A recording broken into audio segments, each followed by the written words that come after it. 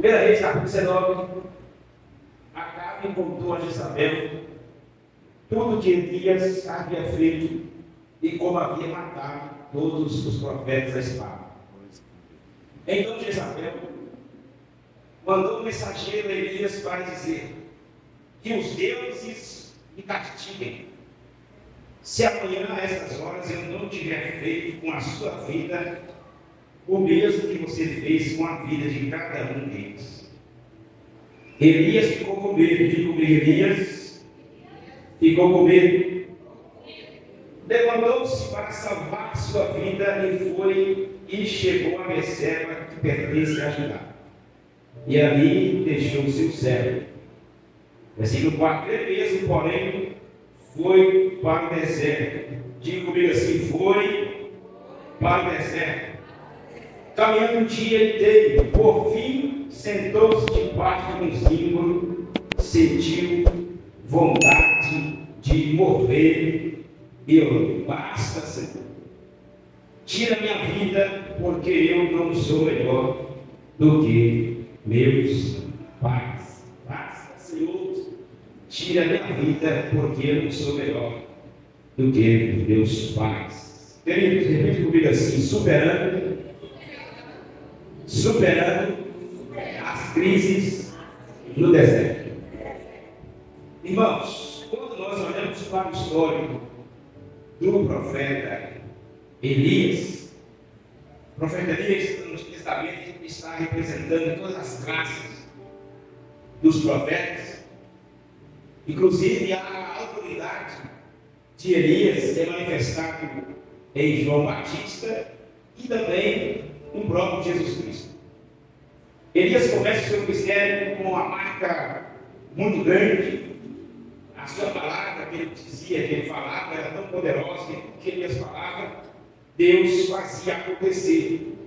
Elias era um homem que tinha muita intimidade com Deus e vivia no monte de oração. Elias também é um dos fundadores da escola de profetas em Israel, onde ensinava os jovens a Torá, a saber a lei de Moisés. Elias também, irmãos, aonde passava, causava alguns alvoroços. E Elias também é considerado um dos profetas inconformados. Elias vem num período exatamente que Israel já estava vivendo um período de crise. Não é essa crise em particular que o Senhor Deus quer nos falar esta noite, mas Elias aparece num período de crise onde Israel estava passando por esse período de crise. Qual é a crise de Israel?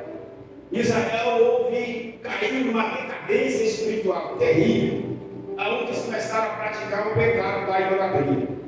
Para piorar um pouco mais a situação de Israel, Acabe, que conhecia a Deus, a Bíblia fala assim que ele fez tudo que era mal diante do Senhor. A coisa estava feia, já estava em crise. E o homem casa com Jezabel. Quando ele casa com Jezabel, a situação ainda se tornou pior. Por quê? Jezabel, ela tem 900 profetas de Baal e Azerá que serviam a sua mesa. Então, se chovia em Israel, era Baal. Se era uma plantação em Israel, Baal. Tudo que acontecia em Israel era Baal ou Azerá. Então, queridos, um dos marcos mais importantes que toda a igreja conhece, aquela criança sabe recitar, aonde foi marcado o impacto na vida de Elias, de forma nacional falando, foi quando ele se apresentou a Acabe para mostrar para Israel quem era o verdadeiro Deus. Antes disso, ele disse: segundo a minha palavra, não vai chover. E realmente, segundo a palavra dele, não choveu. Houve crise na terra, os animais morreram, não houve plantação, não houve orvalho, não chuva, não houve nada, houve crise. Então, Acabe fala assim: isso está acontecendo em Israel por causa de Elias. E ele manda procurar Elias. O próprio Elias se apresenta a Acabe, vai até o monte Carmelo, faz todo aquele sacrifício que os irmãos bem sabem, os 400 profetas de Baal, os 400 de Azerá. Eles começam a fazer o sacrifício dele, a coisa não dá certo, porque eles não é o verdadeiro Deus. Então Elias se apresenta, conserta o altar, lambe água, sobre a água, todo mundo se prostra e confessa que o Deus de Israel é o verdadeiro Deus. Mas o fato não ficou somente por aí. Os irmãos bem sabem que depois disso, Elias deu uma ordem para matar todos os profetas de Baal e Aserá. Não é para sobrar nenhum. E assim foi feito. Como Acabe já havia perdido o seu domínio de reinar, principalmente da sua casa, ele chega e conta para sua esposa Jezabel, que Jezabel ia se apresentou no Monte Horebe, no Monte Carmelo, melhor dizendo, e Deus manifestou em fogo e matou todos os seus profetas. Então, irmãos, Jezabel fica furiosa e manda um recado através do mensageiro para Elias, dizendo: que os deuses me castiguem se amanhã, a essas horas, eu não fizer o que você fez com os meus profetas. Diante desta mensagem, diante desse recado, desse mensageiro, Elias começou então a sofrer algumas crises. O que Elias fez? Versículo 3, Elias ficou com medo e fugiu para escapar da sua vida. Os irmãos bem sabem, quem está fugindo aqui é o profeta que orou a Deus e desceu o fogo.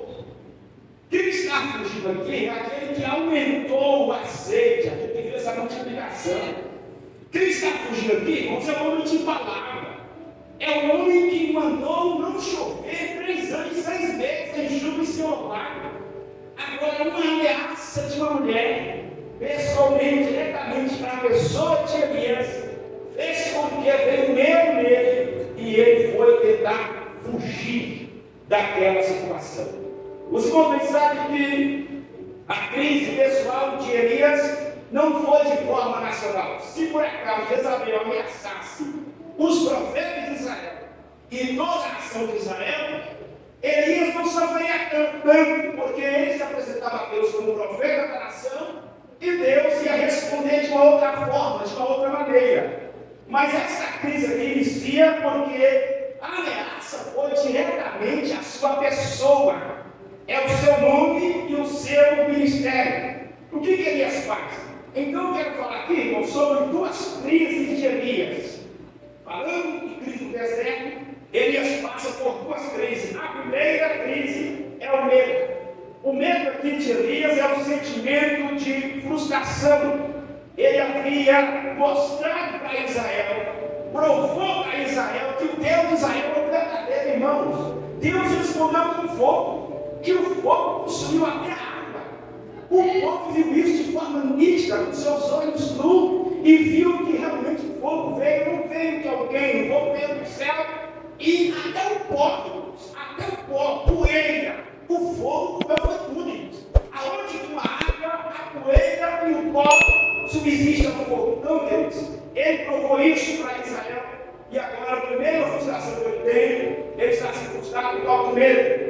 Aí Deus, Acabe como rei, levou isso para sua esposa Jezabel, e Jezabel ameaça de forma diretamente a Elias. Então, essa ameaça e este medo fez Elias tomar uma outra decisão.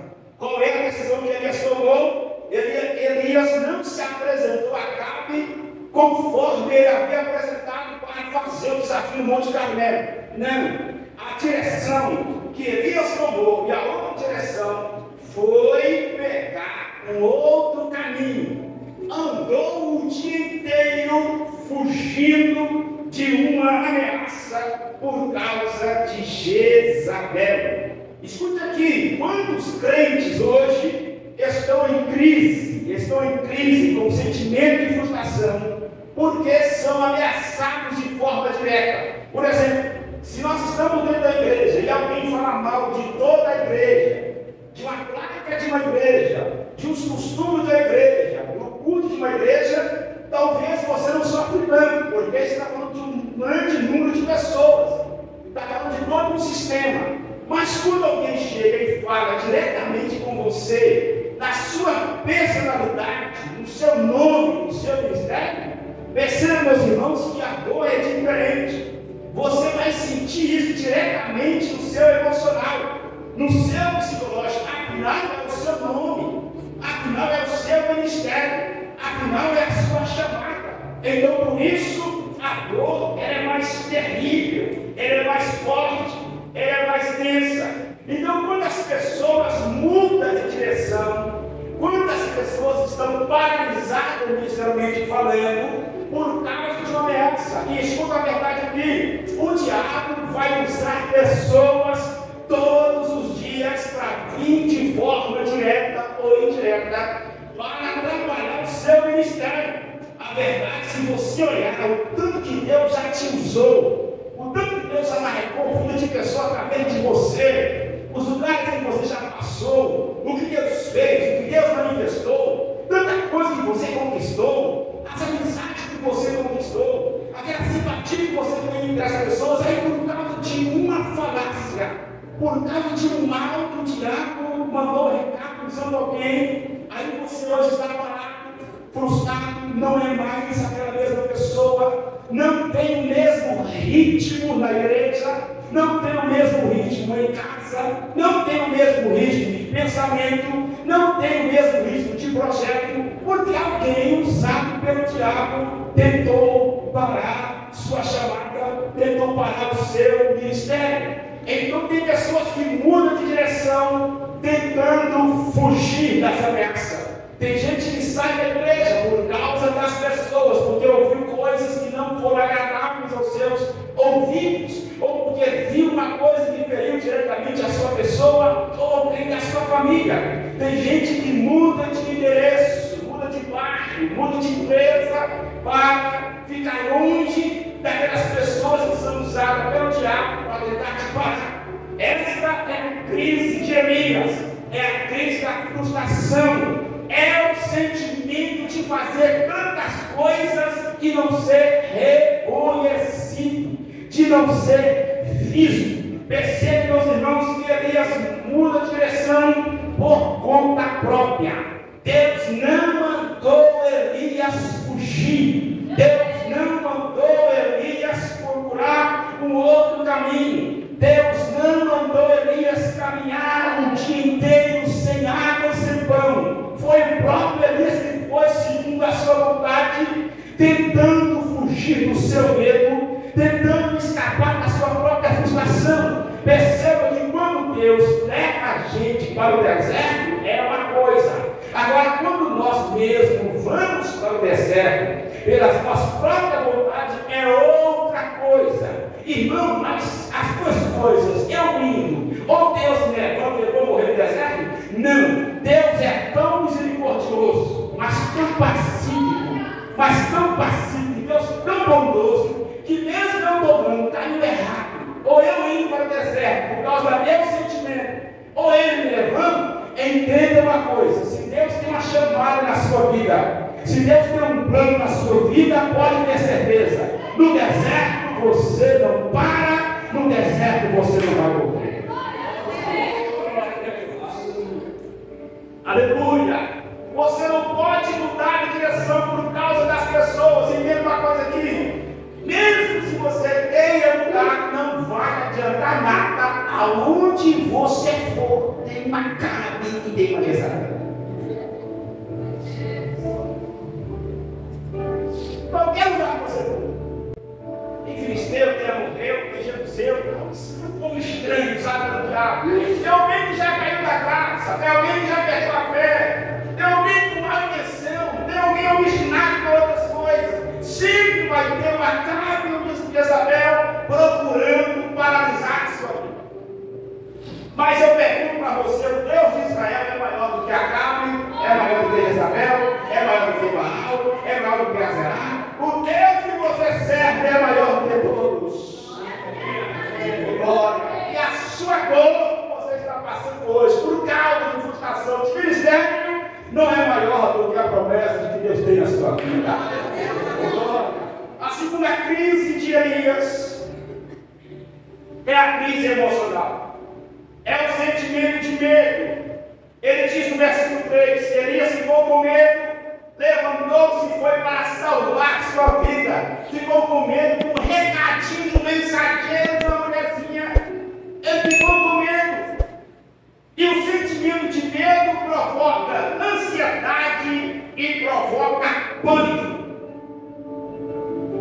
ser humano tem medo de alguma coisa. Não vem aqui dizer que você é super crente, não tem medo de nada. Todo mundo tem medo de alguma coisa. Todo mundo tem medo. Mas o que é que faz nós superar o medo?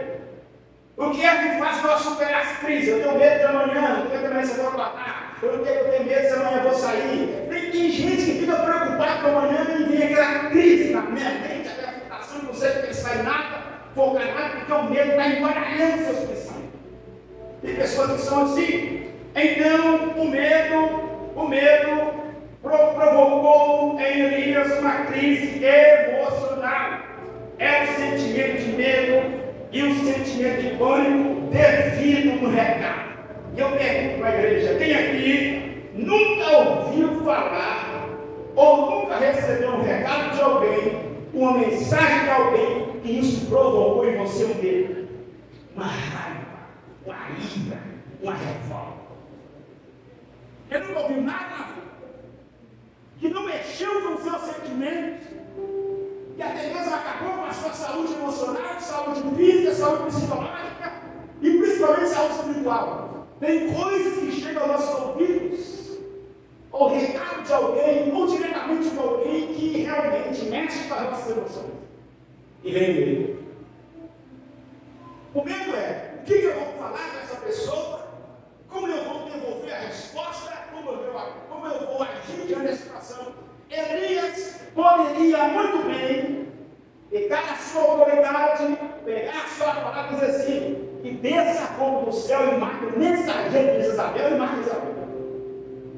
Irmãos, com certeza desceria fogo do céu. Sim ou não, irmãos?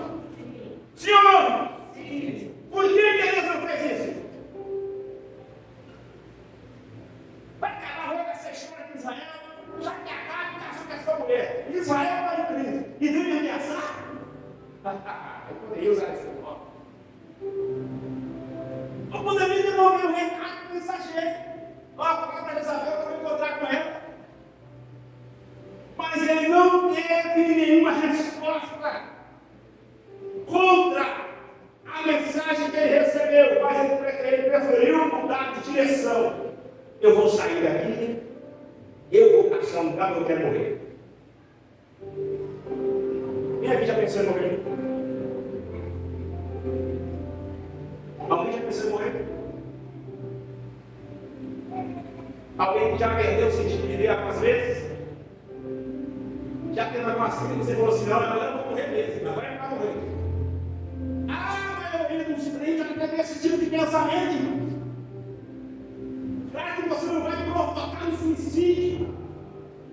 Elias não está provocando um suicídio, ele quer que Deus tire sua vida. Mas de forma pacífica: eu vou para o deserto, eu vou dormir e não quero acordar mais. Senhor, Deus, quando Deus está fazendo assim, eu vou dormir e amanhã não quero acordar. É tanta crise, é tanta dificuldade, é tanta afronta, é tanta frustração, é tanta decepção que a gente quer dormir e quer que Deus, de forma muito suave, devagar, mas não é bem assim. Deus quer que você volte. Deus quer que você vive. E na sua vida você tem experiência com Deus.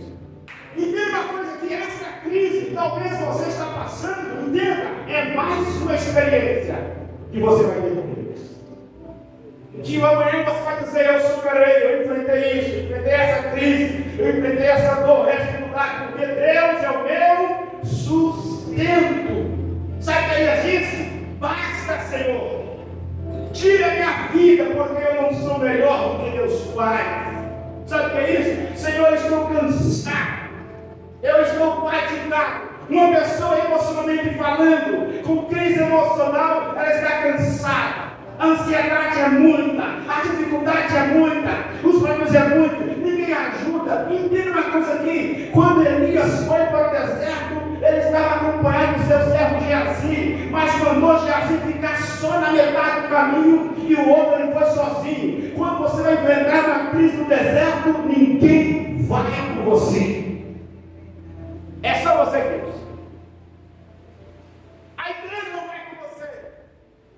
Seus amigos não vão com você. O grupo de oração não vai com você. O grupo de jovens não vai com você.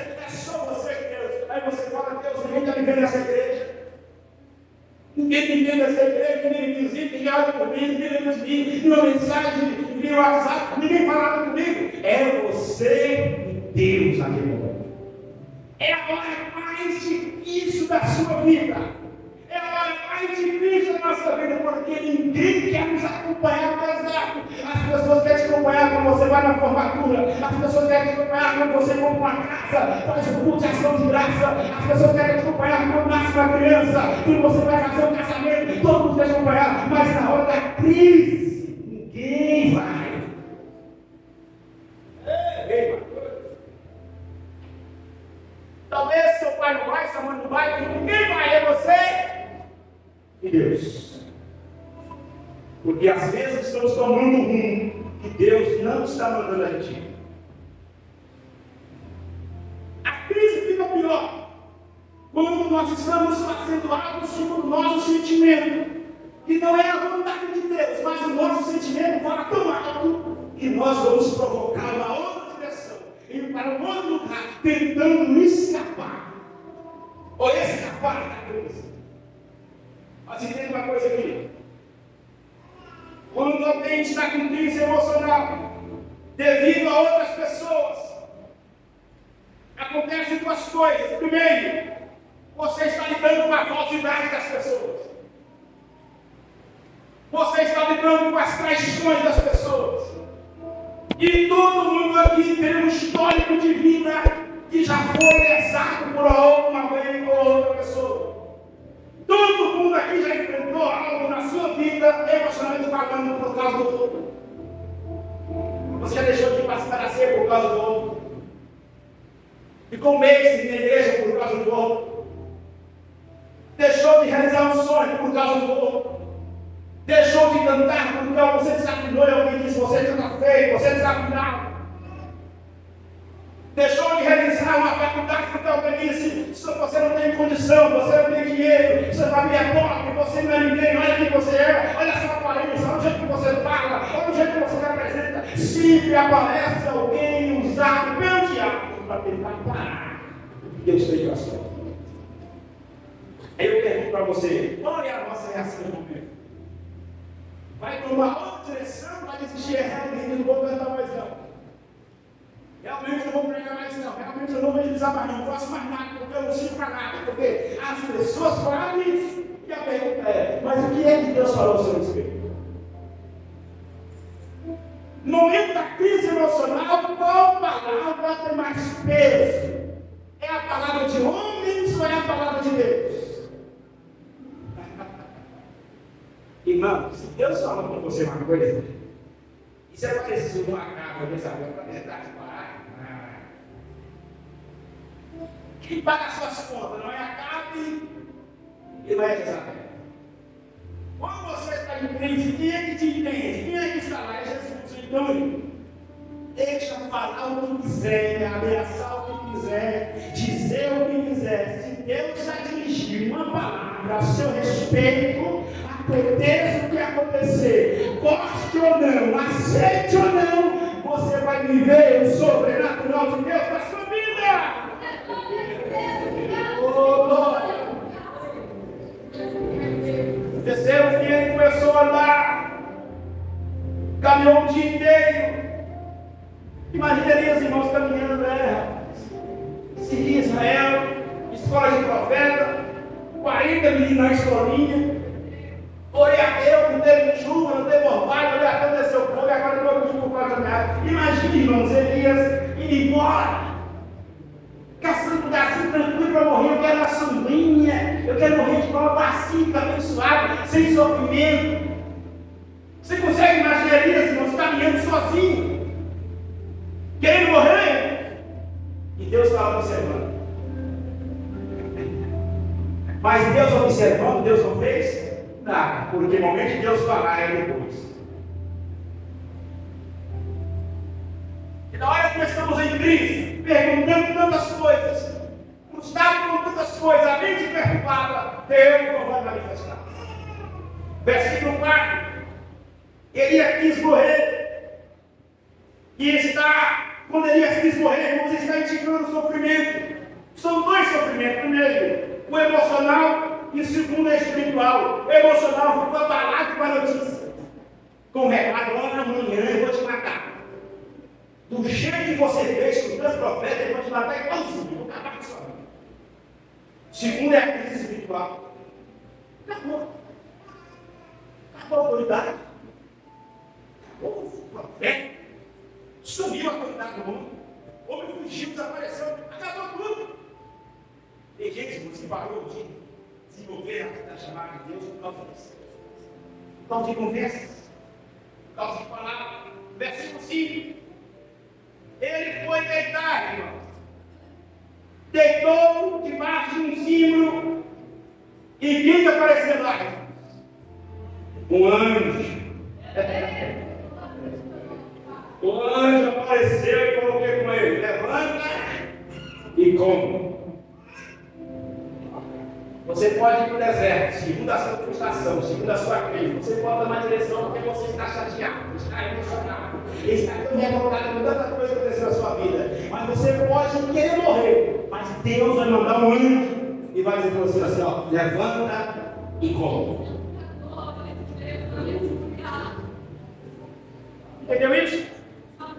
Até na nossa direção que a gente quer viver, Deus manda um anjo e diz: levanta. Vai com isso, em frente a essa crise. Eu tenho pão para você, eu tenho água para você. Levanta. Ele está dormindo, irmãos, tranquilo, debaixo da sombra, de um livro. Acordou. Pai, não morri não. É engraçado, né? Estou indo para morrer, eu dei debaixo do livro, agora na roupa, água e pão. E o anjo disse: levanta e come. Versículo 6: quando Elias olhou, irmãos, perto da sua cabeça, sabe o que tirou, irmãos? Pão assado sobre as pedras. Ele é pão assado. No deserto é muito interessante.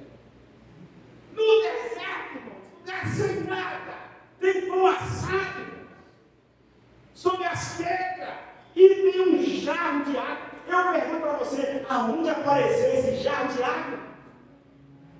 Jarro é feito de barro. Você for um profeta, tem que pegar aquele barro, separar a argila, aqueles ingredientes que para separar o barro de forma para deixar ele para ser usado. Agora, no meio do deserto tem jarro de água e pão assado.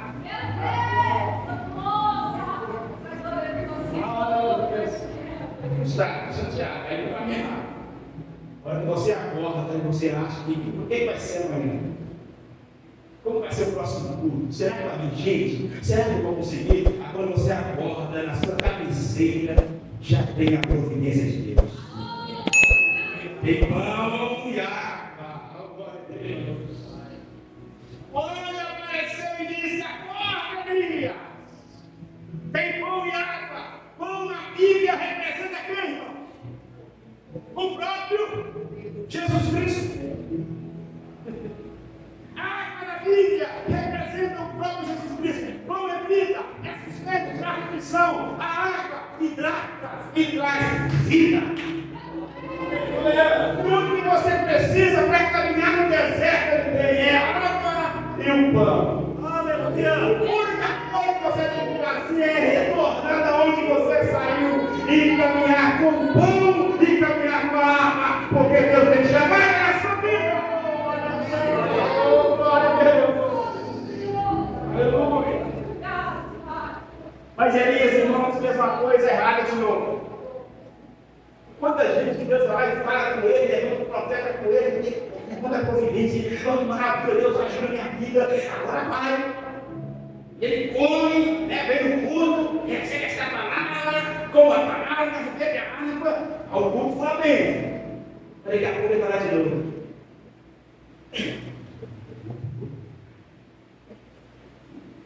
Depois que Deus fez tantas coisas por ele, mandou alguém para ajudar, uma palavra amiga, uma palavra profética, alguém para abençoar, a porta abriu, deu certo. Sabe o que ele faz com o pão? Ele caminhou 40 dias e 42. Sabe onde ele foi? Orégano. O um monte de Deus. Eu vou fazer o que lá? Orar a Deus? Foi lá consagrar a sua vida, foi fazer um projeto para retornar? Não! Ainda ele está fazendo o quê, irmãos? Fugindo. Tem crente que tem tudo na igreja, tem a palavra, tem Jesus, tem a graça, tem o perdão, o céu está aberto. Mesmo assim, não consegue voltar para o caminho que deu errado. A vida continua a mesma. Olha o que ele fez. Ele começou o caminho, ele caminhou 40 dias, 40 noites. Que bom é esse, irmão? Bom assado esse, ele fez ele caminhar 40 dias, 40 noites, que bom que ele já está. Ele parou de novo, irmão. Mesmo com a providência divina, ele parou de novo. Aí, ele foi correndo. Só que agora não é mais um zinho. Não é mais uma sombra. Agora é uma caverna. Por quê? O símbolo e a sombra está no meio do deserto. Você está vulnerável a tantas coisas. Ao tempo, à escassez, mas agora vai para o lugar mais aconchegante. Percebam os irmãos que ele está procurando um lugar aconchegante para morrer. Agora não é um símbolo mais, não é a sombrinha, agora é uma caverna. Caverna é muito mais tranquilo. Fica muito fácil esconder do que um mar do deserto com símbolo. Quem vai querer procurar um homem numa caverna, atravessar o deserto e ir andando de caverna para ver onde ele está? Aqui é mais tranquilo. Sabe o que ele fez na caverna? Passou a noite. E Deus foi lá e disse: o que você está fazendo aqui, Elias? Deus está perguntando para mim e para você. Você já pegou o caminho lá? Já foi no zinho? Está cheio de frustração, está chateado com tantas coisas. Parou de fazer o que você fazia? Um dos alunos que foi cantado aqui: eu quero voltar aos princípios, eu quero voltar ao primeiro amor, aonde você parou, onde você caiu, onde você estacionou. E Deus está perguntando: o que você está fazendo na vida? Caverna não é lugar para crente, caverna é lugar para fujão, amedroso. Quem é servo de Deus, quem tem palavra do Espírito Santo, caverna não é o seu lugar, irmão. Eu estou vendo você ir parado, não quer mais para a igreja, perdeu vontade para a igreja, perdeu vontade dos cultos, não é mais a mesma pessoa. Deus está te perguntando: o que você está fazendo aí? Sua vida está parada, seu ministério está parado, seus sonhos estão parados, seus projetos não estão parados, sua vida está tudo embaraçada, está toda confusa, não resolve nada. Deus está te perguntando: o que você está fazendo aí? Aí ele disse: aí toda pessoa que está em crise emocional e espiritual tem uma justificativa, tem uma causa. E que ele disse? Aí no versículo 10 ele respondeu: o Senhor quis ser zeloso. Ele já começou falando de quem? Ele mesmo, falando bem, né? O Senhor quis ser zeloso. Porque os filhos de Israel deixaram a aliança, derrubaram os seus altares e mataram os meus profetas à espada. Só eu fiquei e eles estão querendo tirar minha vida. Esta é a justificativa de Elias. O porquê que ele foi para o deserto, o porquê que estava debaixo do zimbro e o porquê que está na caverna.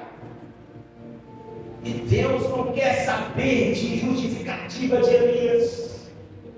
Deus não quer saber da minha justificativa. Deus não quer saber da sua justificativa. Deus não quer saber dos seus porquês, dos seus porém. Deus não quer saber das suas causas. Deus está interessado na sua pessoa, no seu nome, no seu ministério, na sua chamada. Porque as crises que eu estou enfrentando, o que eu vou enfrentar, o que você está enfrentando, o que vai enfrentar, não é patente aquilo que Deus tem para fazer na sua vida. Glória. E ele disse: Senhor, eles querem matar, só eu fiquei. E só eu. Então ele foi dito: saia daí, e fique diante do monte. Eis que o Senhor estava passando. Irmão, você pode até ir para café. Deus vai passar.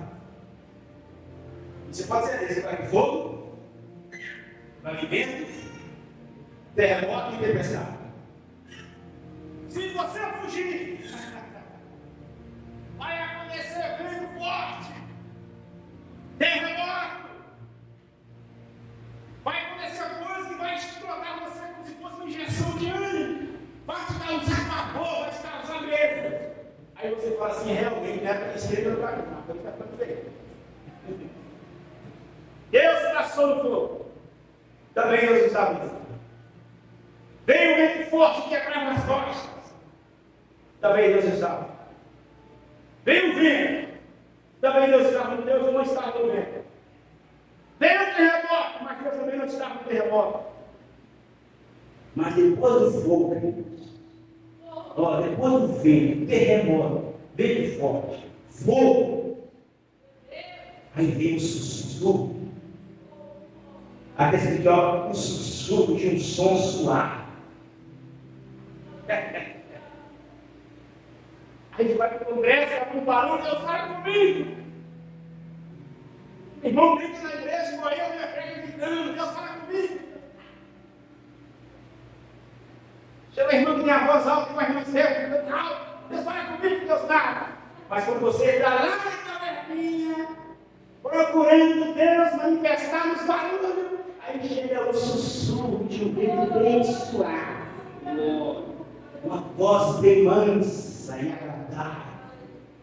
Quando acaba os barulhos, quando acaba o som, quando você fecha os ouvidos para tantas coisas, e quando você fica em silêncio, depois que passa o vento, depois que passa o fogo, depois que passa o terremoto, aparece um som suave de um sussurro. Quando Elias ouviu isso, cobriu o rosto com o seu manto e saiu a entrar na caverna, eis que veio uma voz e disse: o que você está fazendo aqui? Deus provoca a situação para chamar a minha atenção e chamar a sua atenção. Dá para trazer fogo, para trazer terremoto, para trazer vento, para chamar a atenção. E quando ele quer chamar a atenção, eu venho gritando. Ele veio com uma voz tão suave, sussurrando. Elias ouviu a voz de Deus no sussurro, quando o vento suave. E Deus perguntou para ele: o que você está fazendo aqui? Irmãos, ele respondeu a mesma coisa, versículo 10, irmãos. Pela segunda vez, deu a mesma justificativa por que estava aqui. Versículo 11, versículo 14, perdão, ele respondeu: Senhor, deixe-me zeloso pelo Senhor, Deus dos exércitos, porque os filhos de Israel deixaram a sua aliança, derrubaram seus altares, mataram seus profetas. Deu a mesma palavra, a mesma justificativa. E eu pergunto aos irmãos: Deus discutiu com Elias alguma coisa sobre isso? Deus conhece todas as coisas.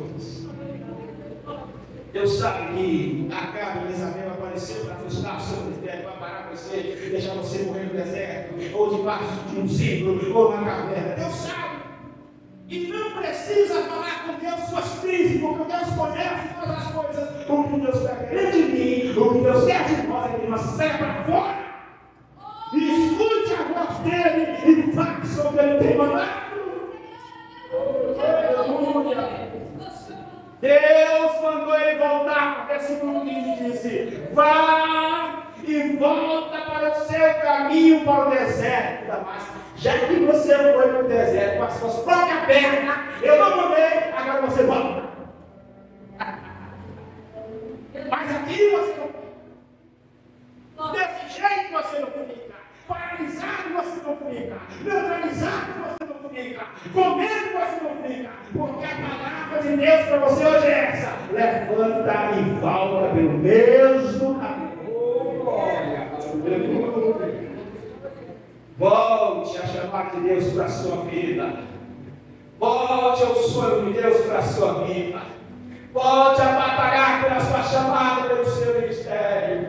Volte a valorizar o que Deus colocou dentro de você. Volte a sonhar. Pegue de volta o que Deus te deu. Não é uma crise, não é a capa, não é que vai tirar o que Deus te deu. Uma vez que Deus te prometeu, uma vez que Deus te deu, Ele é fiel para começar a boa obra e a terminar. O que Deus quer de nós nessa noite é que nós saímos dessa caverna, ouvimos a voz dele dizer: Senhor, eu estou disposto a voltar. Eu tenho chamado, eu tenho nome, eu tenho ministério, eu tenho vida.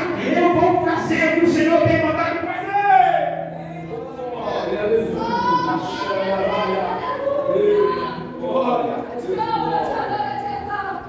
Deus tenta falar conosco de várias maneiras, de várias formas, em vários lugares, mas nós somos tão inúteis às vezes, tão frustrados às vezes, que não ouvimos a voz de Deus, porque estamos ouvindo as vozes de Acabe, a voz de Jezabel, a voz de pessoas descrentes, a voz de pessoas negativas, e a voz de Deus a gente não escuta, porque estamos em crise demais para entender e compreender a voz de Deus.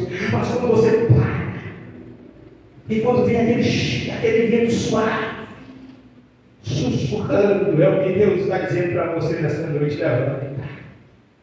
levanta e come, bebe essa água e caminhe.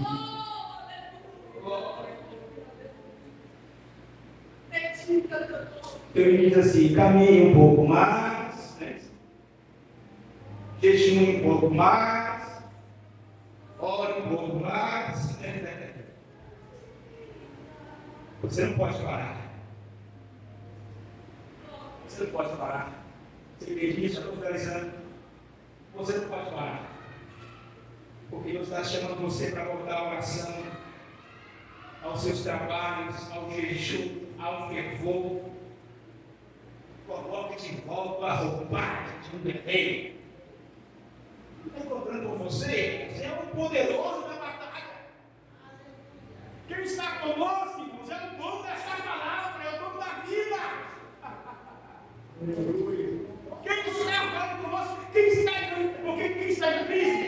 Ele precisa de um choque de razão, de uma motivação de ânimo. E eu pergunto: qual que é a melhor motivação para alguém que está valorizado? Só não te falar. E aqui vem palavra para você. Bom, cara. Ah, está aqui. Aleluia. Fica de pé para Deus. O pão está aqui, a palavra está aqui. Glória. Você não vai parar. Não vai. Glória. Se você entender a voz de Deus e compreender a voz de Deus, você não vai parar. Não vai. Aleluia. A igreja pode ser pequena, pode ser pouca gente, mas você não para. Pode evitar fofoca, calúnia, falsidade, traição, pode falar coisa que não dá nada a você, mas você não vai parar, porque Deus está contigo nessa peleja para te fortalecer, para abrir porta para você passar. Aleluia. Glória.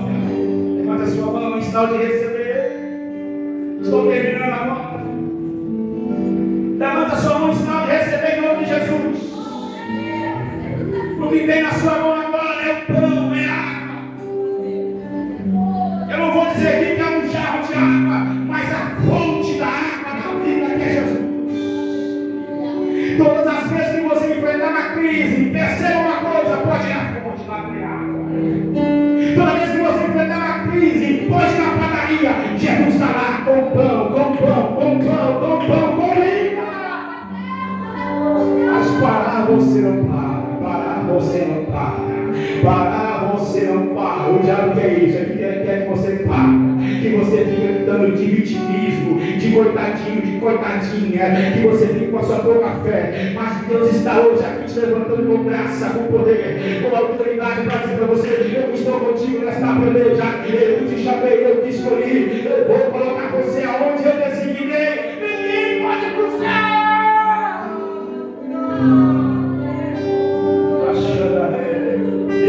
Vai glorificando a Deus.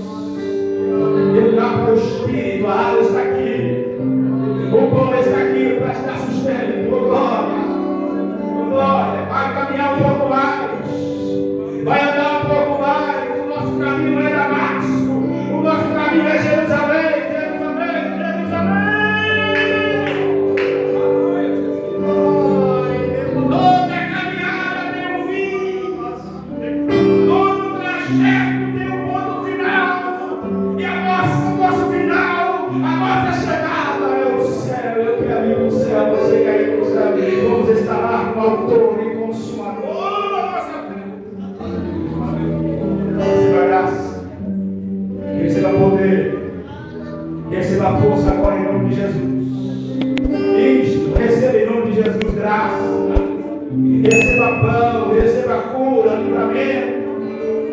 Pastor, eu estou doente, receba a sua cura agora.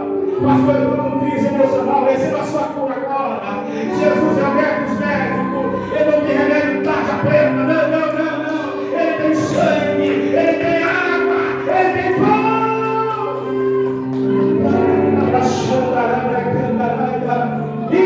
Isso, recebe em nome de Jesus. Esquece o que te falaram, esquece o negativismo, esquece o negativo, esquece